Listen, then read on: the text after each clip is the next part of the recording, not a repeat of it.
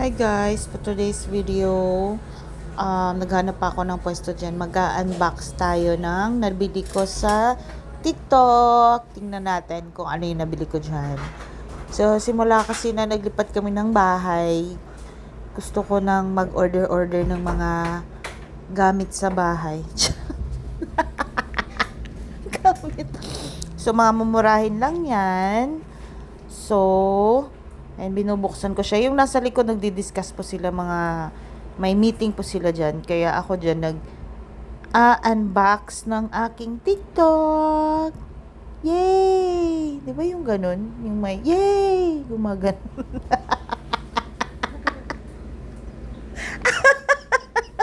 Ay, hirap na hirap yan. Okay. So, ano yan? Actually, ang dami ko nang na-deliver. Dapat pala, nire-record ko yung mga ano ko. Or nag-video ako. Ng mga delivery ko. Sa TikTok, no? Or wherever. Whatever. And, ayan na guys, ano yan? Roller kineme. Pangtanggal yun ng... Alam mo yung may buhok-buhok kayo sa damit nyo, pag nalaban nyo. Yan. Roller nyo. Tapos ito, nakita ko lang yan sa TikTok. So, ano nga to? Kalimutan ko na. So, this one is... Tanananan! Kabagal naman. Bilisan mo, day. Ayan. I think ano to? Lagayan ng sabon. Sure ba ako? Hindi ako sure. Walaan natin. So there, yeah, lagayan talaga siya ng sabon and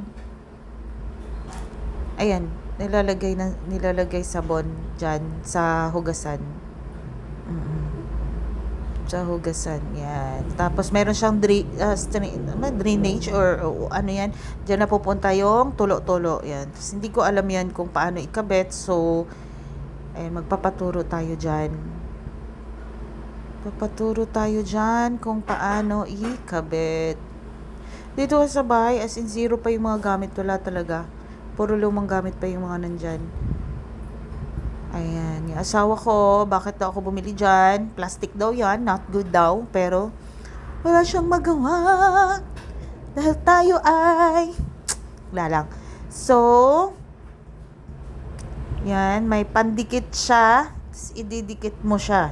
Yon. Ididikit siya. Yan. Meron pala siyang pandikit sa likod. So, hindi talaga tayo,